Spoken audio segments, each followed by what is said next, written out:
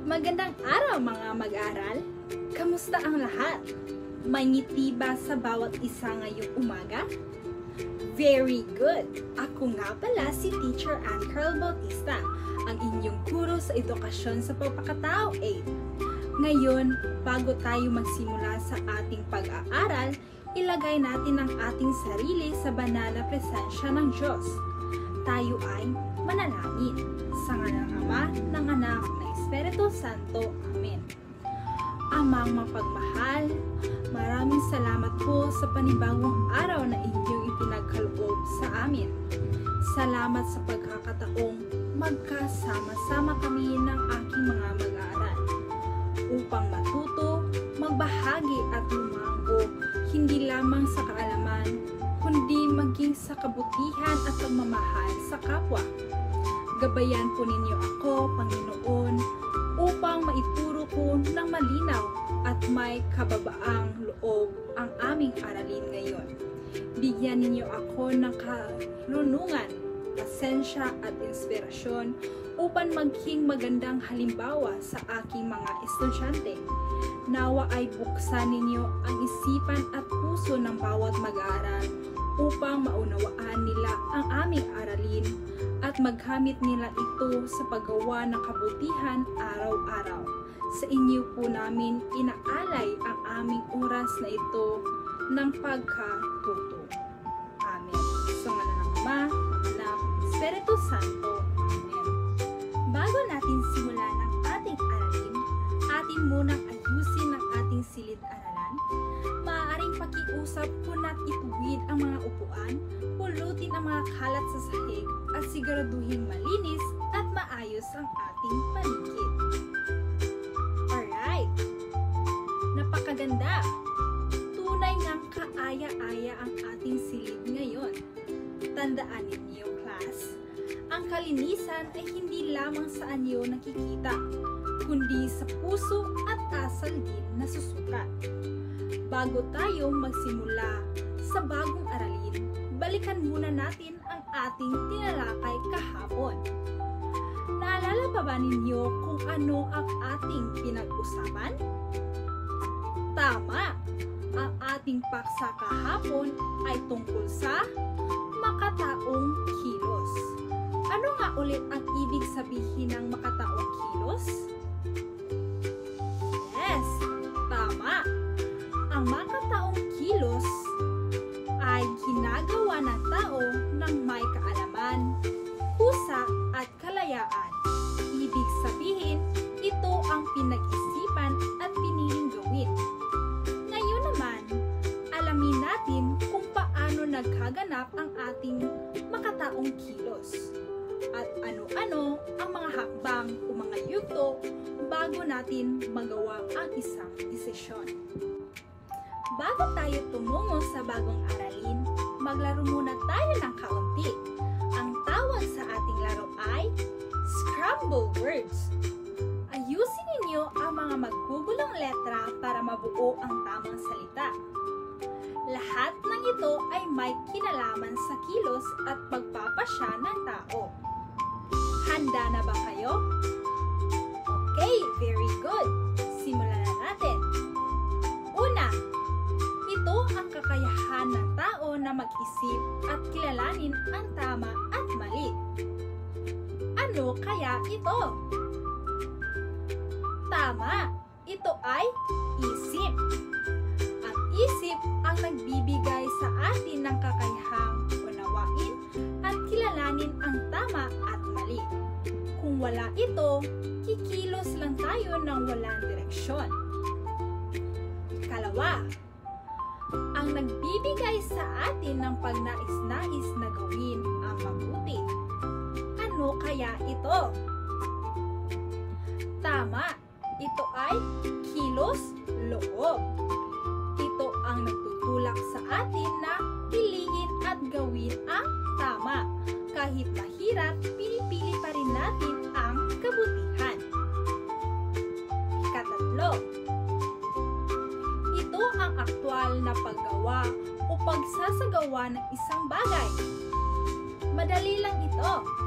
Ano kaya ito? Tama! Ito kilos ay ang mismong aksyon ang nakikitang resulta ng ating isip at loob. 4. Ito ang proseso ng pag-iisip, pagnanais at pagkilos ng tao. Ito na ang pinakahuling salita. Ano kaya ito? Tama! Ito ay makataong kilos. Ito ay kilos na ginagawa ng tao ng may kaalaman, kusa at kalayaan. Wow! Magaling! Napakahusay ninyo, class! Lahat ng mga salitang ito, isip, kilos loob, kilos at makataong kilos ay konektado sa ating bagong aralin. Ang 12 yugto ng makataong kilos. Tuklasin natin ngayon kung paano dumaraan ang 12 hakbang ang ating isip, puso at katawan bago tayo gumagawa ng kilos. Ngayon naman, ating tatalakayin ang isang napakahalagang paksa na may kaugnayan pa rin sa ating paggawa ng tamang pasya. Ito ang 12 yugto ng makataong kilos, ayon kay Santo Tomas de Aquino. Ayon sa kanya, bago tayo kumilos, dumaraan muna tayo sa ilang yugto ng pag-iisip, pagnanais at pagkilos. Bago tuluyang magawa ang isang bagay, dito natin mauunawaan na ang bawat kilos ng tao ay hindi basta-basta. Ito ay bunga ng maingat na pagninilay at malayang pagpapasya. Kaya ngayon, sabay-sabay natin tuklasin ang 12 hakbang na ito na gumagabay sa atin tungo sa makataong kilos. Ang unang yugto ayon kay Santo Tomas de Aquino ay ang pag-unawa sa layunin o a simple apprehension of the good. Sa unang yugto, dito pa lamang nagsisimula ang lahat. Ito ang sandali kung saan ang tao ay nagkakaroon ng malayan o pagkaunawa sa isang bagay na gusto niyang makamit. Maaaring ito ay isang bagay, isang tao o isang pangarap, mabuti man o masama. Basta't ito ay ninais-nais ng isip. Sa yugtong ito, hindi pa kumikilos ang tao. Nagsisimula pa lamang siyang magnilay at maunawaan kung ano ang gusto niya. Ito ang pag-usbong ng kahangarin sa kanyang isipan. Halimbawa, isang estudyante, si Liza, ang nakakita ng mataas na marka ng kanyang kaklase. Naisip niya, gusto ko ring magkaroon ng mataas na grado. So, sa yugtong ito, si Lisa ay may pagkaunawa sa layunin. Alam niyang mabuti ang mag-aral at magkaroon ng magandang resulta. Class, dito nagsisimula ang lahat sa pagkikilala ng mabuti. Kapag naunawaan mo ang layunin, doon ka pa lamang huhubog ng direksyon ng iyong kilos. Ikalawang yugto, ito ay nais ng layunin o a simple violation. Kapag naunawaan na ang isip ang isang bagay na mabuti, ang kilos loob naman ang nagkakaroon ng pagnais-nais na makamtan ito. Ito ang sandali na hindi lamang basta idea sa isip, kundi nagiging damdamin at kagustuhan sa puso. Ito ang unang paggalaw ng ating kalooban tungo sa kabutihan ng ating ninais-nais. Halimbawa, si Lisa, matapos maisip na gusto niyang tumaas ang kanyang grado, ay nakaramdam ng matinding pagnais-nais na matagumpay sa pag-aaral. Nais niyang makita ang sarili sa entablado habang tumanggap ng karangalan. Sa yugtong ito, hindi pa kumikilos ang tao, ngunit ang kaniyang puso ay nagsisimula ng maghangad ng mabuti. Ikatatlo, paghuhusga sa nais makamtan o judgment that the good is possible. Dito hinuhusgahan ng isip kung posible ba talagang makamit ang bagay na ninais-nais. Sinusuri ng tao kung kaya ba niyang gawin ito. kung may sapat ba siyang kakayahan at kung makakabuti ba ito sa kanya o sa iba. Ito ay bahagi ng matalinong pagpapasya bago pa man kumilos. Halimbawa, sinusuri ni Lisa kung kaya niyang tumaas ang kanyang grado. Naalala niya na kaya naman basta't maging mas masipag siya at iwas muna sa pagsasalpon sa oras ng pag-aaral. Sa bahaging ito, gumagana ang ating konsensya. Ang isip ay tinatanong, posible ba talaga ito? Tama ba itong hangarin ko?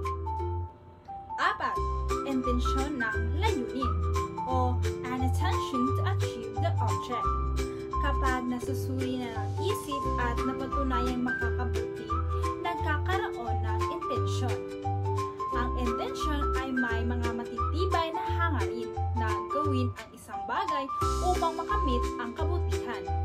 Ito na ang unang hakbang patungo sa pagkilos, isang panindigan mula sa puso. Halimbawa, sinabi ni Lisa sa sarili, pagkatapos ng klase, mag-aaral ako ng 2 oras araw-araw. Hindi lamang siya basta nangangarap, ngayon ay may malinaw na lalayunin at plano na siya. Ang taong may mabuting intensyon ay hindi lamang basta gusto, kundi gumagawa ng paraan upang ito'y matupad. 5. Masusing pagsusuri ng paraan o examination of these means. Sa yugtong ito, pinag-iisipan ng tao ang posibleng paraan upang makamit ang layunin. Sinusuri niya ang mabubuting hakbang, ang mga panganib at mga oportunidad na dapat isalang-alang. Ito ay nagpapakita ng katalinuhan at kababaang loob, sapagkat pinipili ng tao ang hindi lamang maginhawa, kundi ang nararapat. Halimbawa, iniisip ni Lisa kung saan siya dapat mag-aaral. Sa library ba? Sa bahay? O kasama ang mga kaibigan? Pinag-aralan niya kung alin sa mga ito ang nakakatulong sa kanya upang mas maintindihan niya ang leksyon. Sa masusing pagsusuri, ang tao ay nagiging responsable.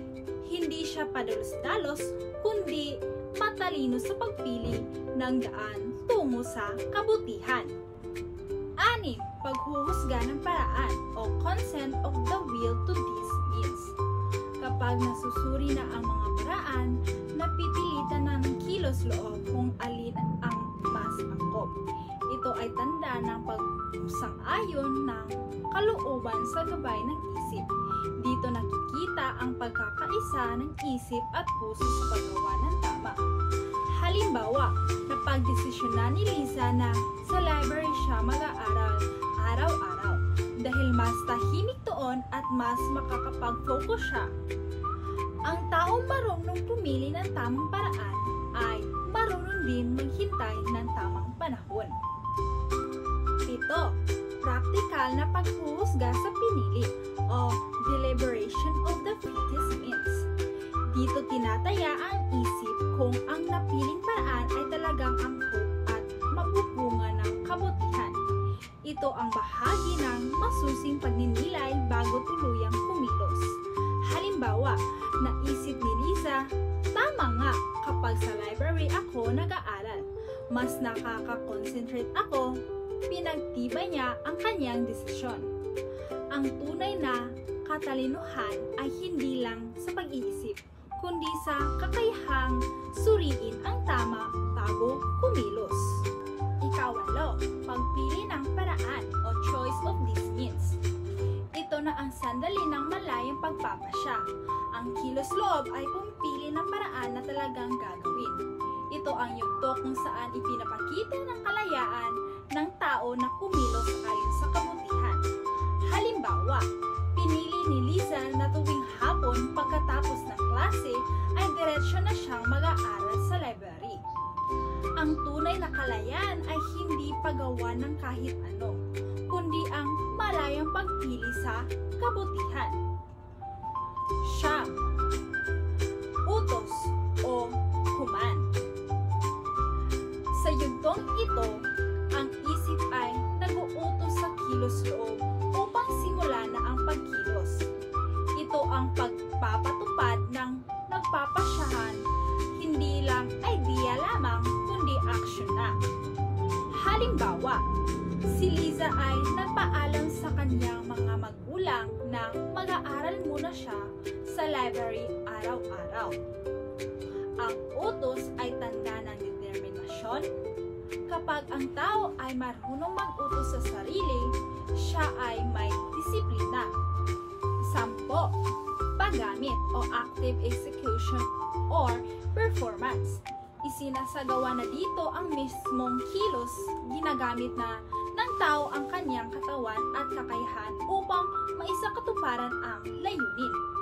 Halimbawa, araw-araw dumidiretso si Liza sa library. Nagbabasa at gumagawa ng reviewer. Ang gawaing mabuti ay hindi lang nasusukat sa isip, kundi sa gawa. 12. Pangkaisipang kakayahan ng layunin o exercise of these powers.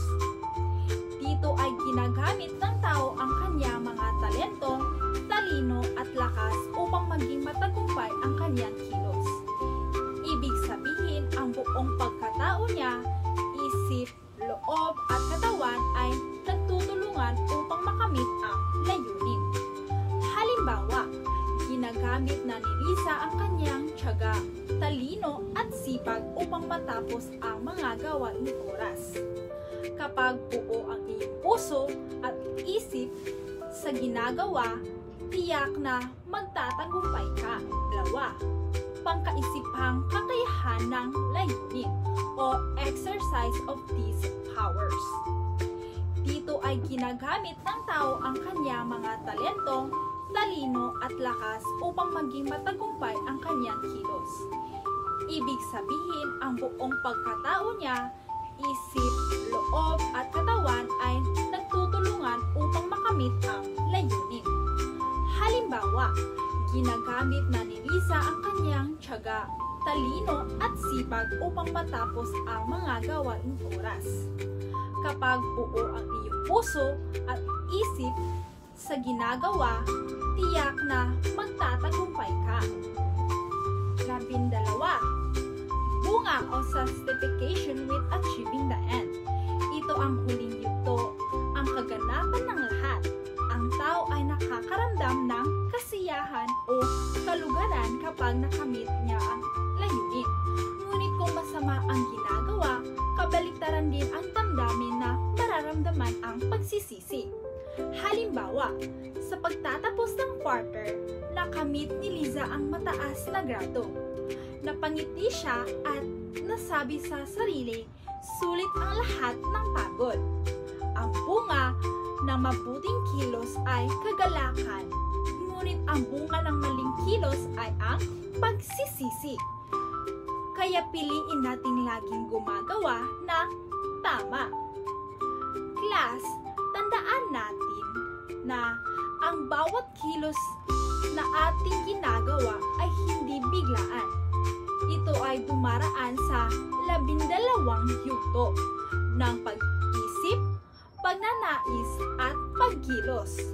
Kapag ginagamit natin ang ating isip, puso at konsensya sa paggawa ng tama, magiging ganap tayo, tao, makatao, marangal at kalugod-lugod sa Diyos.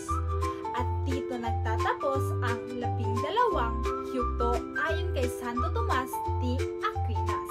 So ngayon class, labis nga ninyong naunawaan ang ating tinalakay na paksa tungkol sa 12 yugto na makataong kilos ayon kay Santo Tomas de Aquino. Ngayon naman ay ating susubukin kung hanggang saan ninyo naunawaan ang ating aralin sa pamamagitan ng isang masayang pagsusulit gamit ang Kahoot.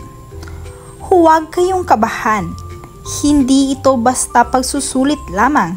Ito ay isang larong panta sa isip na nasusukat ang inyong kaalaman habang nag-enjoy kayo. Makinig ng mabuti class. Narito ang ating Kahoot Game link na makikita sa screen. At narito rin ang game pin na inyong ilalagay upang makapasok sa ating laro. Ilagay ninyo ang inyong buong pangalan, huwag nickname lang, para madali ko kayo makilala sa scoreboard. Ngayon class, sundin ang mga hakbang na ito. Buksan ang inyong cellphone, tablet o laptop. Pumunta sa inyong browser at i-type ang Kahoot It. I-type ang game pin na nasa ating screen. Ilagay ang inyong buong pangalan. Kapag nakapasok na, hintayin lamang ang aking hudyat bago magsimula. Huwag kayong magmamadali. Siguraduhin na tama ang inyong pangalan at stable ang inyong internet connection.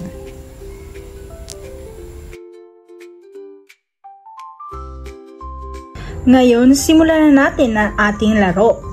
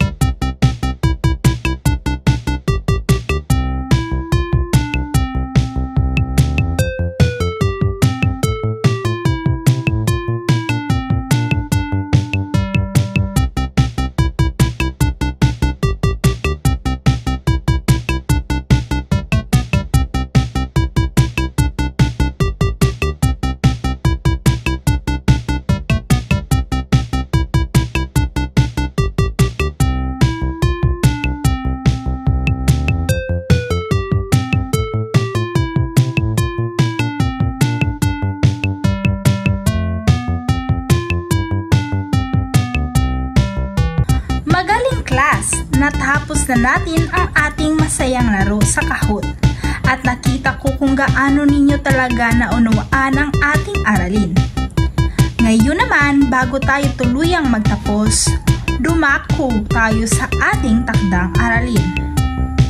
Ang inyong takdang aralin ay gumawa ng isang maikling salaysay tungkol sa isang pagkakataon sa iyong buhay kung saan ipinakita mo ang makataong kilos. Ipaliwanag kung alin sa 12 yugto ang naranasan mo sa sitwasyon na iyon. Ngayon, bago tayo magpaalam, maglaan muna tayo ng sandali upang pagnilayan ng ating aralin. Class, sagutan ninyo ito ng taos sa iyong puso. Ano ang natutunan mo tungkol sa kahalagahan ng pagkakaroon ng isip, kilos loob at konsensya sa paggawa ng makataong kilos? Tama! Napakahusay ng inyong mga sagot, class. Naway patuloy ninyong gamitin ang inyong isip at puso sa paggawa ng mabuti. Dahil iyan ang tunay na tanda ng isang makataong tao. Ayon kay Santo Tomas de Aquino. Ngayon naman, class, tayo ay tumahimik at manalangin upang pasalamatan ng ating Diyos sa araw-araw na ito. Ngayon naman, class, tayo ay tumahimik at manalangin upang pasalamatan ang ating Diyos sa araw na ito. Sa ngalan ng Ama, ng Anak, ng Diyos, ng Espiritu Santo. Amen. Panginoon, salamat po sa mga aral na aming natutunan ngayon. Naway gabayan ninyo kami nang palaging piliin ang tama at gumawa ng kabutihan. Amen. Maraming salamat, class. Pagpalain kayo ng Diyos at magkita-kita tayo sa susunod na aralin. Magandang araw sa inyong lahat.